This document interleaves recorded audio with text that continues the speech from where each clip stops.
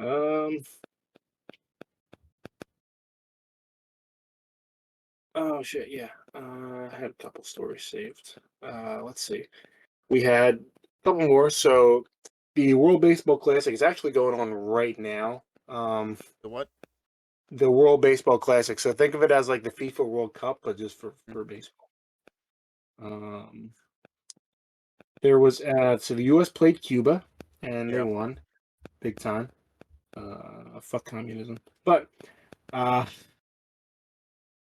during that game, or actually afterwards, they lost like 14-2. But one of the Cuban players, probably Ivan Prieto Gonzalez, he failed to show up to his flight back to Havana with the team on Monday, so yesterday. It turns out he defected to the U.S. Really?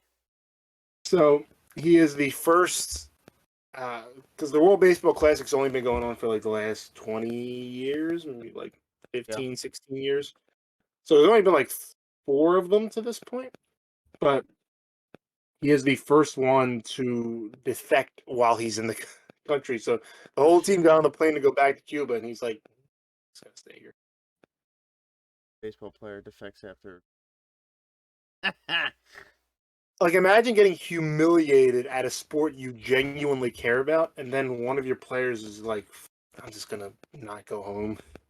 Peace out, bro. I'm just gonna stay here. Things are pretty sweet here." Yeah. Um, That is crazy, though. yeah.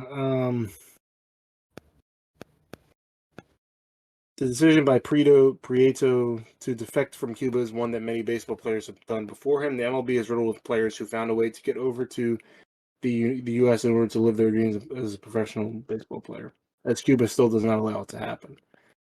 Obviously. Interestingly, one of the players in the tournament, his name is Randy Arozarena, Mm-hmm. and he was born in Cuba, but he had to like basically earn money for his family to Mm-hmm. survive. So he got on a raft, like probably a floating door, floated to Mexico, basically like lived out his life there and started to play baseball and he became a superstar. And he's in the MLB now. But he literally was like he called up the president of Mexico, like, "Can I play for Team Mexico? Because I have pretty strong ties to this country." And they're like, "Sure." And they made him a citizen, and he played for Team Mexico, even though he was born in Cuba. Nice.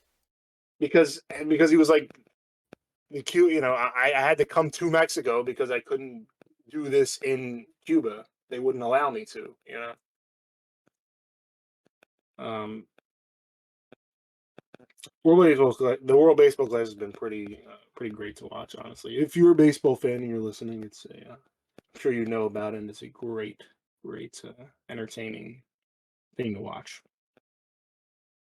And good for this guy who, I mean, honestly, this is the kind of decision you make. Like, I'm guessing he just doesn't have family over there. I feel like that's if you like you wouldn't leave your family behind, so he just probably doesn't have many people to go back to, I would think.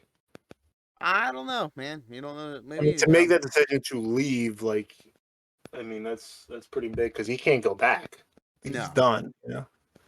So you only make that decision if like the people you love are either like you don't have any or you're not super close with them. I don't know. Like, there's no way he's got like a wife and kids over there. Like, I don't know too much about this guy, but No, I don't know either. it's a ballsy decision, definitely. I mean, I mean, to be good enough at baseball to be able to play for your country's team, and then just be like, I'm just gonna stay. I'm not going back. Yeah. There were plenty of Cubans that were protesting outside the stadium during the game, like Cuban, exiles, Cuban immigrants Mm-hmm. protesting the government. Because essentially, all those baseball players are government employees. Like, they're not just athletes. Like, they're technically working for the Cuban government. And they got embarrassed. So